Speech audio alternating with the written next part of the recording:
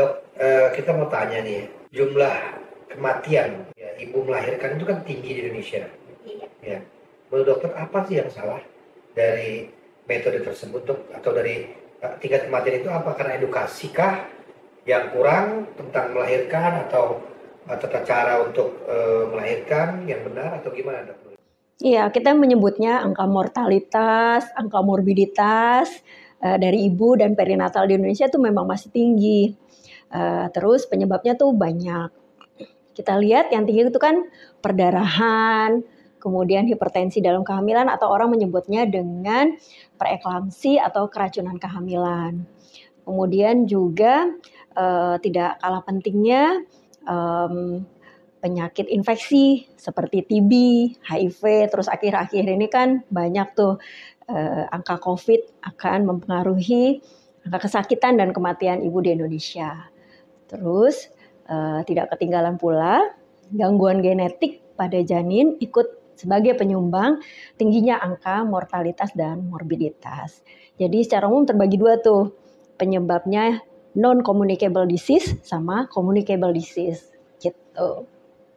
Oke, dok, jadi itu ya, mereka harus juga terus memeriksakan janinnya ketika baru melahirkan ke dokter ya. Ya, jadi fokusnya tuh pada ibu sama pada janin gitu. Oke. Nah, di RSUD Muda Margonda sendiri ini ada ultrasonografi fetal maternal. Ya, benar. Nah, ultrasonografi fetal maternal itu alatnya. Tapi pemeriksaan fetal maternal artinya tuh pemeriksaan yang dilakukan oleh dokter spesialis obstetrik ginekologi, subspesialis fetal maternal, karena kan pasti sesuai dengan kewenangan klinisnya, dengan alat bantu USG 3 dimensi atau 4 dimensi. Nah, nanti tuh bisa teridentifikasi permasalahan ibu atau permasalahan di janinnya gitu. Oke, selanjutnya dok, apa saja yang dinilai dari pemeriksaan ultrasonografi fetal maternal? Iya ya, jadi kalau pemeriksaan bicara tentang USG fetal maternal, berarti kan yang dinilai itu ada dua tuh. Ada faktor maternal atau faktor ibunya sama faktor janin.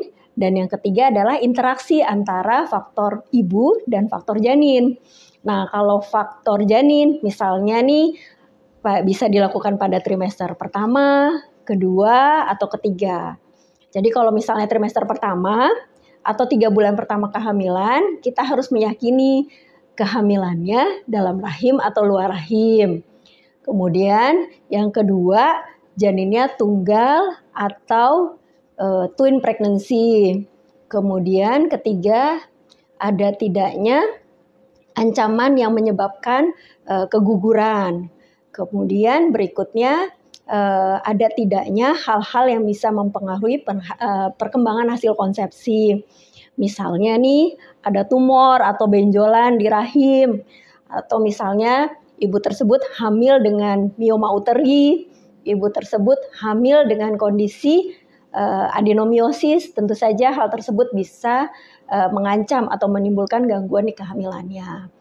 Kemudian kalau di trimester kedua atau khususnya nanti di paling bagus tuh di 11-13 minggu, bisa mengidentifikasi atau kita bisa menilai soft marker gangguan genetik. Jadi kita bisa menilai ada tidaknya risiko penebalan enti, kemudian bagaimana jarak bola matanya, kemudian tulang hidungnya, kemudian apakah ada ukuran-ukuran yang tidak sesuai sehingga kita bisa melanjutkan identifikasi lebih tajam. Nah, kalau trimester ketiga biasanya kita ingin mengkonfirmasi temuan kita waktu di trimester sebelumnya itu ada nggak yang harus kita pertajam. Misalnya kita ingin menilai lebih detail masalah jantung, terus masalah susunan saraf pusat, masalah saluran cerna, terus masalah bagaimana ekstremitas atau organ geraknya, kemudian juga apakah ada risiko gangguan aliran darah, apakah ada risiko gangguan plasenta, atau ada tidaknya risiko gangguan di cairan ketuban.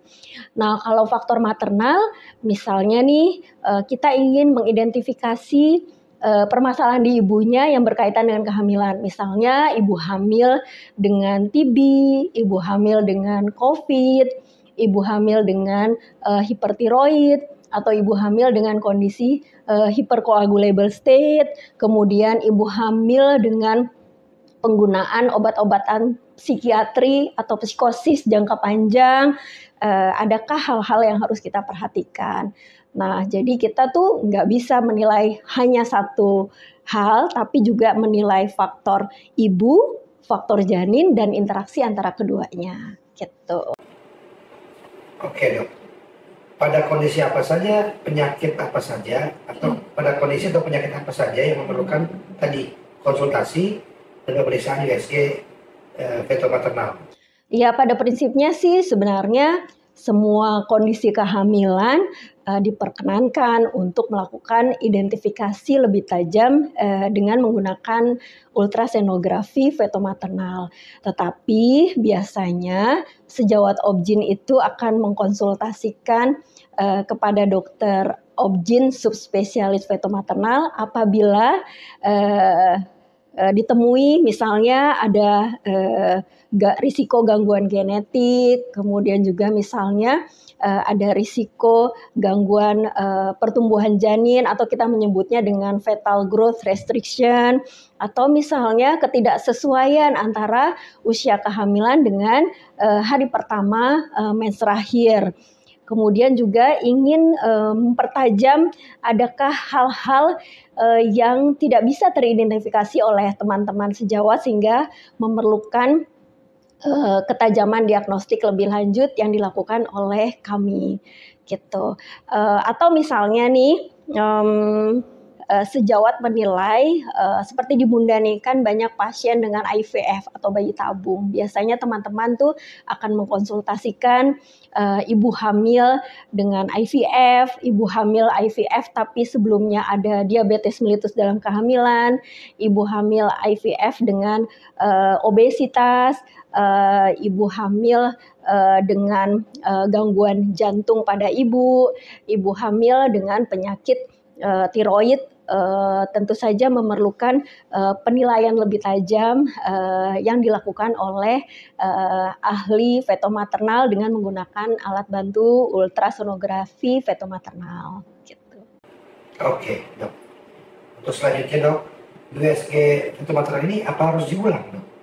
Pemeriksaan USG fetomaternal, betul. Jadi kan penyakit itu atau gangguan itu spektrumnya bisa luas, bisa melibatkan banyak organ, bisa isolated hanya terbatas pada organ tertentu, atau bisa teridentifikasinya tuh late atau belakangan.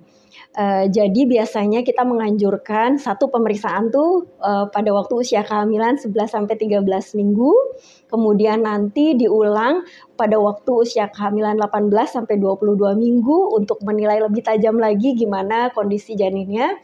Kemudian nanti boleh dinilai ulang lagi di trimester ketiga. Misalnya nih pada kasus yaitu kita ingin mengevaluasi pertumbuhan janin, misalnya tadinya risiko bayi kecil, kemudian dikasih nutrisi, dikoreksi segala macam, kemudian dipantau perkembangannya, itu boleh diulang. Atau misalnya bisa saja pada pemeriksaan yang awal posisi janin itu menghadap ke belakang, atau karena ketebalan dinding perut itu sulit diidentifikasi, bisa jadi kurang tajam pada waktu menilai organ kardiovaskuler atau susunan saraf pusat, atau misalnya wajah, maka pemeriksaan berikutnya itu akan lebih membantu untuk mempertajam penilaian organ-organ tersebut. Atau misalnya pada ibu hamil dengan riwayat SC, kita tahu ada yang namanya vaginal birth after C-section, tentu saja tidak bisa dinilai satu waktu, tapi kita menilainya secara serial untuk menilai seberapa kans atau seberapa besar untuk bisa persalinan normal. Atau misalnya pada kasus-kasus risiko keracunan kehamilan atau preeklamsi, kita bisa nilai apakah ada risiko pemberatan, apakah ada risiko perburukan pada janin atau pada ibu, atau telah terjadi koreksi atau telah terjadi perbaikan pasca pemberian obat-obatan. Contohnya saja pada kasus preeklamsi, kita harus evaluasi setelah pemberian terapi itu ada tidak komplikasi lanjut pada preeklamsi. Misalnya dari USG itu kita bisa nilai ada tidaknya ari-ari yang lepas atau solusio plasenta, kemudian juga ada tidaknya risiko pertumbuhan janin terhambat yang sering menyertai preeklamsi. Atau misalnya kalau kita nilai itu mungkin pernah dengar saat ini yang kasusnya itu menimbulkan atau sebagai penyumbang morbiditas mortalitas adalah placenta accreta spectrum disorder. Itu hal yang sangat menarik karena ternyata riwayat SC perlu dilakukan identifikasi lebih lanjut ada tidaknya risiko adesif dari plasenta di tempat sayatan sesar terdahulu. Jadi itu pun akan meningkatkan kualitas layanan, kemudian juga meningkatkan kualitas dari ibu dan janin yang akan dilahirkan. Tentu saja itu akan memperbaiki sistem pelayanan ke masyarakat atau ibu hamil. Gitu. Oke dok, itu mungkin penjelasannya. Dok, untuk closing statement dari Dr. Novi, itu apa dok mengenai tadi alat yang dimiliki oleh RSUD Bunda Margonda, sama tadi edukasi untuk ibu-ibu hamil di luar sana?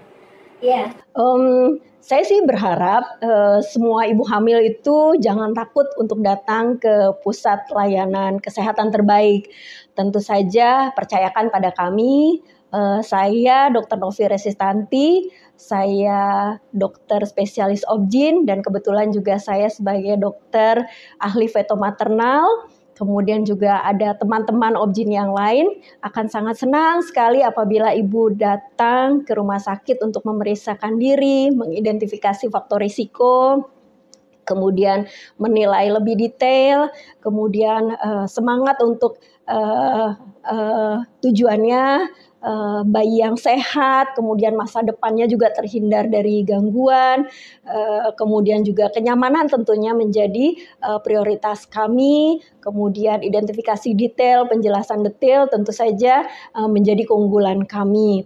Dengan alat dan sarana prasarana yang ada, ditambah dengan kemampuan kami, dokter spesialis obstetri ginekologi, dan saya sendiri tentunya sebagai dokter ahli feto maternal, akan senang sekali apabila ibu-ibu, khususnya ibu hamil, untuk memeriksakan diri datang ke Rumah Sakit Bunda Margonda.